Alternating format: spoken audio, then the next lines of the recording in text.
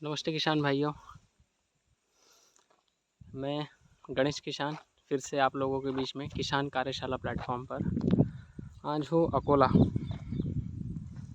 अकोला में टेल्हारा तहसील है, वहाँ पर हूँ। कुछ किसान मित्र जुड़े हुए हैं यहाँ पर जो पिछले 4 साल से मेरे साथ में हैं। गर्मी के लिए कई सारी चीज़ें बताई हुई हैं। प्लॉट में आने से पहले ही कुछ अच्छा दिख रहा है, जैसे गन्ना घास। क्लाइमेट कंट्रोल अगर करना है, जो टेम्परेचर यहाँ पे पिछले 8 दिनों से देखा गया है कि लगभग 45 डिग्री के लगभग टेम्परेचर जा रहा है। तो खेत में गर्म लू ना आए, इसके लिए खेत पर गन्ना घास। कई किसान पूछते हैं कि ये गन्ना घास होता क्या है। तो गन्ना घास की पेरियाँ होती है जैसे गन्ने की जैसी, और ये हरे पत्ते होते हैं। तो आने वाली गर्म लू जो है ना, इससे अंदर अगर जाएगी, जैसे यहाँ से मैं दिखाता हूँ, ये केले का प्लांट है और केले के प्लांट के बाजू में यहाँ पे एक फसल लगाई हुई थी, गेहूँ। तो ये खेत तो खाली हो गया, तो यहाँ से पूरी गर्म हवाएं जो अंदर केले में जाने वाली थी, ये गन्ना घास की वजह से यहाँ पे मतलब रोक दी गई। तो जो भी गर्म हवा यहाँ से अंदर जाएगी तो वो ठंडी होकर जाएगी, क्योंकि इसमें हरे पत्तों की संख्या बहुत ज़्यादा है, तो एज ए कूलर का काम करेगी। दूसरी बात कि ये क्यों आवश्यक है, क्योंकि केले में अगर ड्राई हवाएं अगर जाएगी तो केले के प्लांट के पास में या केले के पूरे प्लॉट में ह्यूमिडिटी होना बहुत आवश्यक है। तो ह्यूमिडिटी रहेगी तो केले में मैच्योरिटी, शाइनिंग, ये सारी चीज़ें अच्छी आएगी। तो उसके लिए गन्ना घास लगाना आवश्यक है। दूसरी बात कि आइए, G9 प्लांट लगा हुआ है, फ्लावरिंग भी आ रही है, और ये अपने ही गाइडलाइन में बना हुआ प्लाट है। आइए अंदर देखते हैं। थोड़ा सा ये माथे पर है, जैसे माथा बोलूँ तो ऐसा तो ये घड़ी जहाँ दिख रही है उस टापू पे ये केला लगा हुआ है।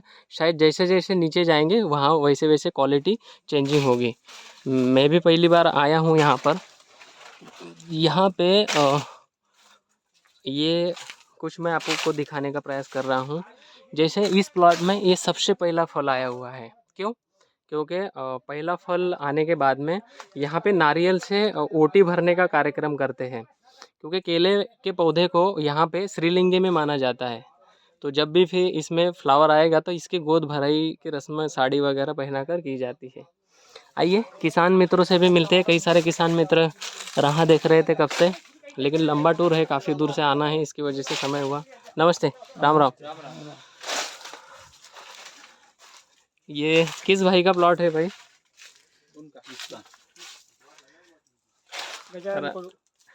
राम राम भैया। राम राम। आपका परिचय बताइए, हम लोग कहाँ पर हैं? गजानन ज्ञानदेव कोळू, गाव चांगलोळी, तहसील तेलारा, जिला अकोला। अकोला और बुल्ढाना के बॉर्डर पर ही गांव है मेरे हिसाब से, है ना? है ना? लगभग ये कब का लगा हुआ G9 प्लांट है? 8 अगस्त का। 8 अगस्त। ठीक है।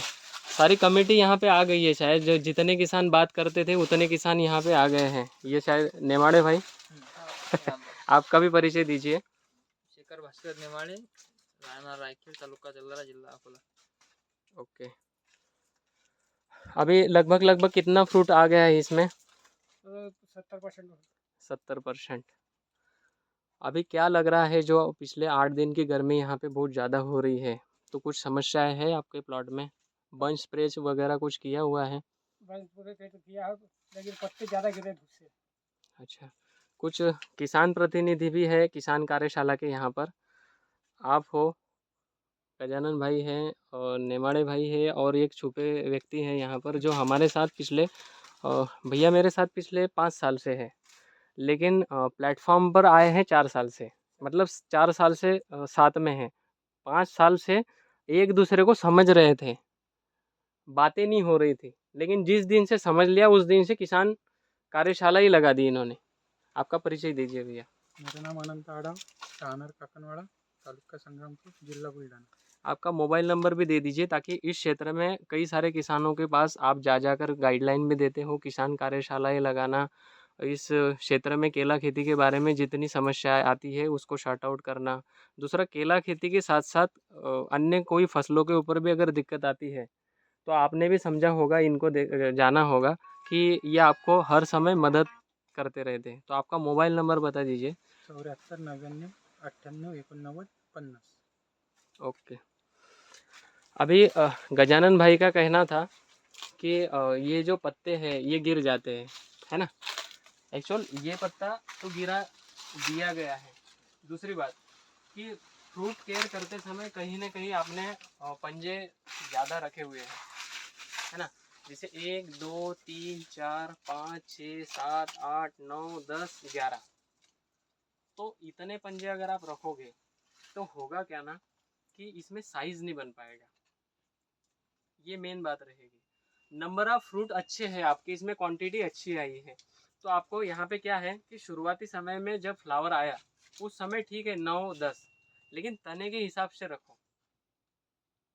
तो केले कम निकले इसलिए नहीं तो इसमें भी फ्रूट अगर गिने हैं तो कम अगर निकल के आ रहे हैं, जैसे अगस्त में लगा हुआ पौधा है तो अगस्त की जो फ्लावरिंग अभी आ रही है तो इसमें कितना 170 केले की क्वांटिटी होनी चाहिए, 165 से 170।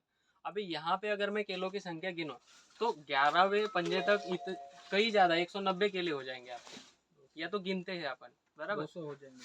1 2 3 4 5 6 7 8 9 10 11 12 13 14 14 दूनी 28। मोबाइल चलाओ एक आदमी फटाफट 28। चलो 1 2 3 4 5 6 7 8 9 10 11 12 13 14। यहाँ पे भी 28 है ना। 1 2 3 4 5 6 7 8 9 10 11 12 13 14 15 मतलब यहाँ पे भी 28 ही पकड़ो, 28 ही पकड़ो।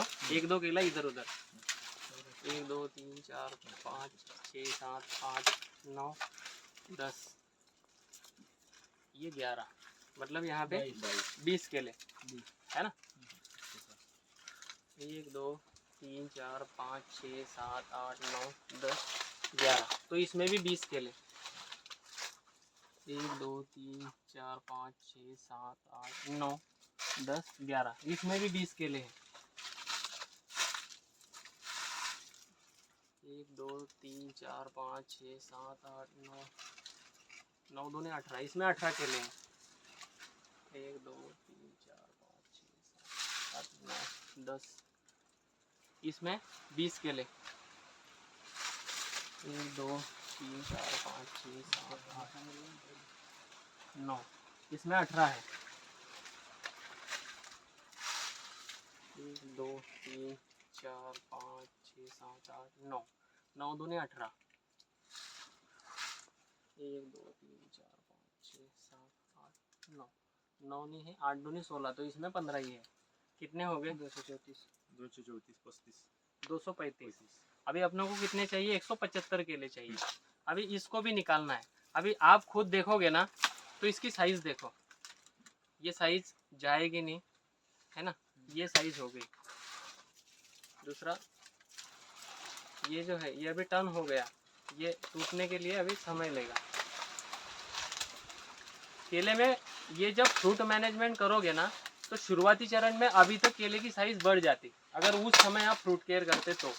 शुरुआत जब निकलता है ना, जब पत्ता ओपन करेगा उसी समय अगर आप ये चीज़ें करते हो तो इतनी जो चीज़ें ये जो टर्न हो गया है, ये टर्निंग होने का ये सारा पॉइंट इसमें निकल के आ जाता। मतलब केले में अभी साइज आपको अलग दिखती। एक आधी केले के बंच में आपने अगर 7 या 8 ही पंजे रखे हुए होंगे ना तो उसमें समझ में आएगा आपको कि उसमें फल का साइज जो है वो लंबा मिलेगा आपको बराबर। अभी मेरे हिसाब से तो ये भी नहीं रखना है क्योंकि आप 18 दूनी 36 के लिए निकाल दे कितना हो रहा था 200 हो गए 235। अभी 200 रह गए तो अपने को 170 से 75 बहुत हो गए। तो ये भी निकाल दोगे तो बढ़िया रहेगा। तो ये अगर निकाला तो कितने रहेंगे 1 2 3 4 5 6 7 8 ये 9 तो 9 पंजे ठीक है बराबर। तो 9 8 9 8 रखना है। जैसे अभी ये वाला बंच है ये अभी निकल के आ गया है 1 2 3 4 5 6 7 8 9 ये 10 तो 9 पंजे इसमें रखने हैं।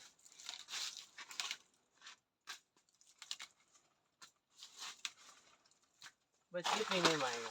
इसी समय इसके ऊपर स्प्रे कर दो छोड़ दो अभी मेन जो है ये इस समय का है कि इस समय आप अगर अच्छे से बंच मैनेजमेंट करके स्प्रे अगर करते हो तो लंबाई बढ़ेगी। स्प्रे में क्या लेना है इसको? स्प्रे में इसमें नॉर्मल इमिडा लो, इमिडाक्लोपिड।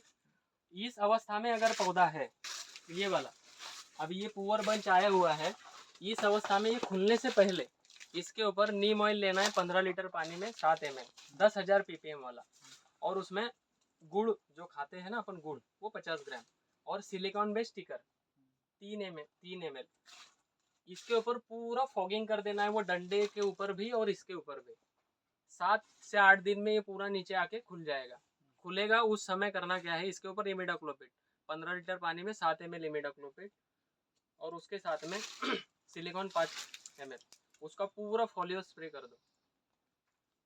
तीसरा स्प्रे अगर करना है तो तीसरा स्प्रे में आप फंगीसाइड कोई भी ले सकते हो, बराबर। तो फंगीसाइड के लिए समय समय पे बताया जाता है। तो आज के 15 दिन बाद क्या बारिश आ गई है, बारिश की बूंदें गिर सकती है, तो आज मैं अगर कोई फंगीसाइड आपको सजेस्ट करूं, शायद उस समय आपको पता है कि आज अगर थोड़ा सी भी बारिश गिरती है तो जमीन में क्या है, पूरा टेम्परेचर बना हुआ है, बराबर। तो आप 5 मिनट भी यहाँ रुक नहीं पाओगे, उस समय बफारा होगा भयंकर तरीके से। तो उस समय कौन सी चीजें अप्लाई करनी चाहिए उसके ऊपर वो उस समय बताऊंगा। अगर 15 दिन आप टच में तो हो हर 7 दिन में, 15 दिन के बाद क्या देना है स्प्रे में वो मुझसे पूछ लेना। अभी ये 2 समय का स्प्रे हो गया।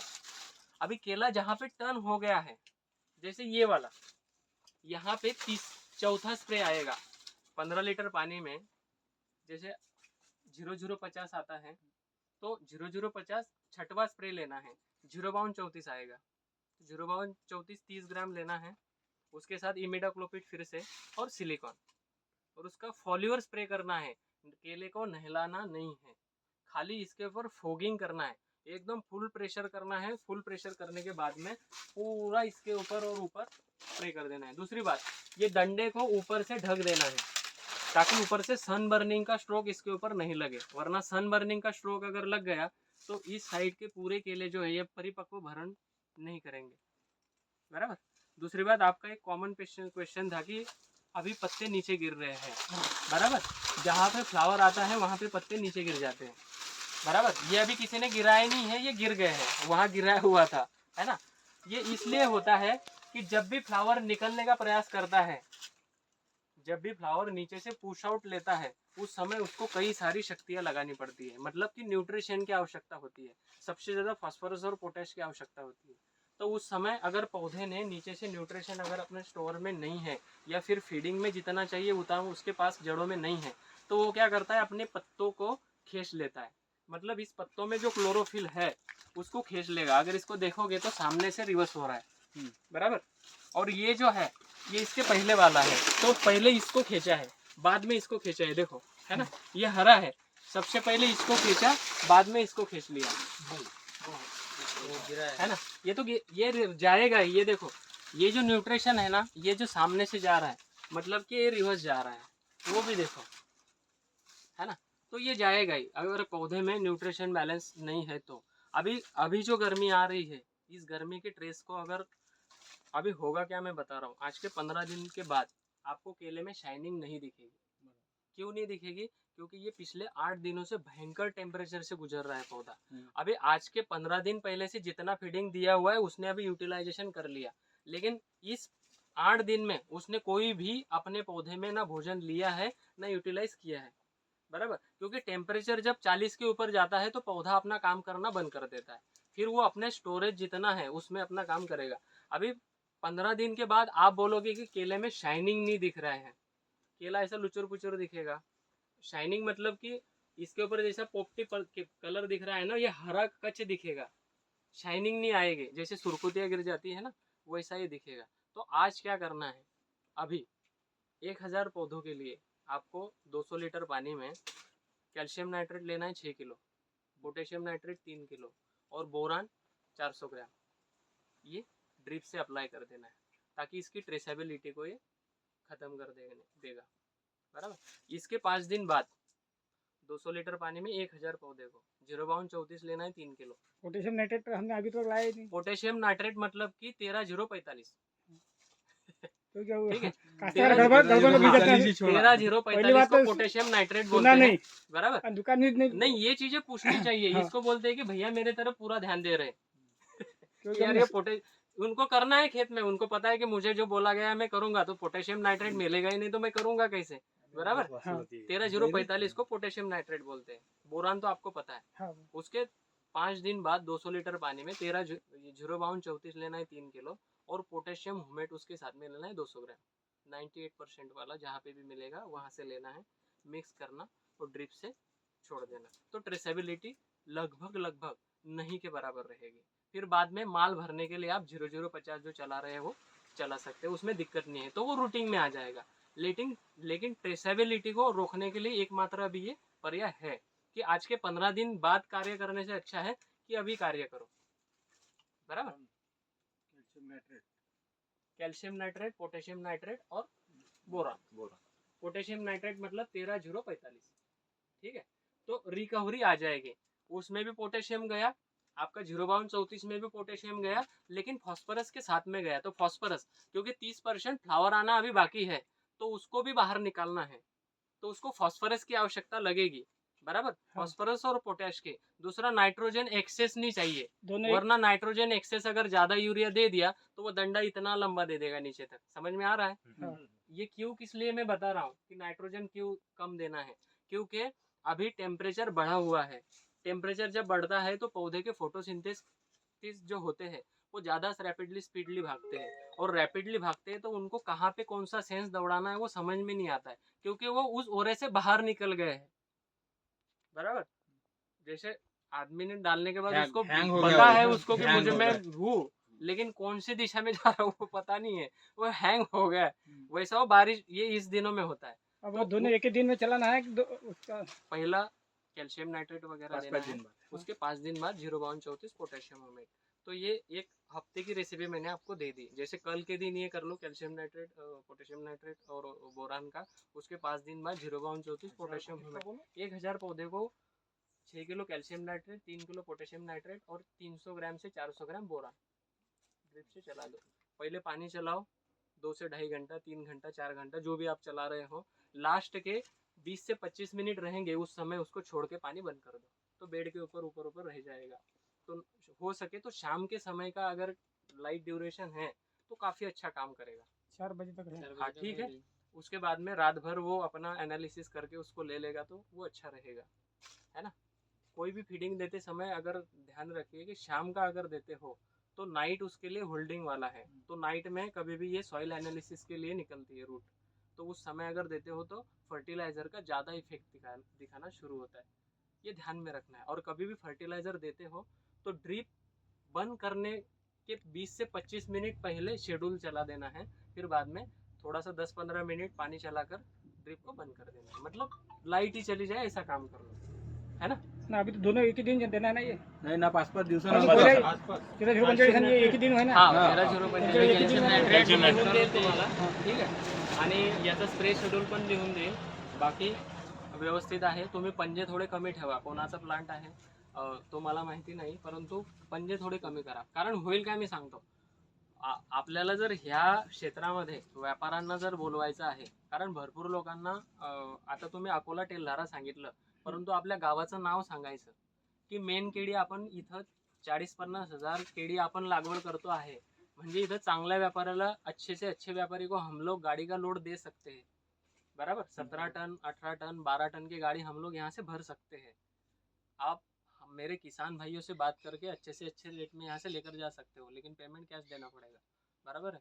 माल की क्वालिटी में कहीं कम नहीं रखेंगे हम लोग, बराबर है। तो यहाँ पे आकर माल आप लेकर जा सकते हो। बाकी और कुछ समस्याएं? देखो अभी ये वाला भी बंच है ना, दिखने के लिए अच्छा दिख रहा है, लेकिन अभी से टर्न होने की कगार पे केला छोटा अभी से दिखना लग गया। क्यों दिख रहा है ये? क्योंकि नंबर ऑफ पंजे आपने ज़्यादा रखे तो नंबर ऑफ फ्रूट ज़्यादा है।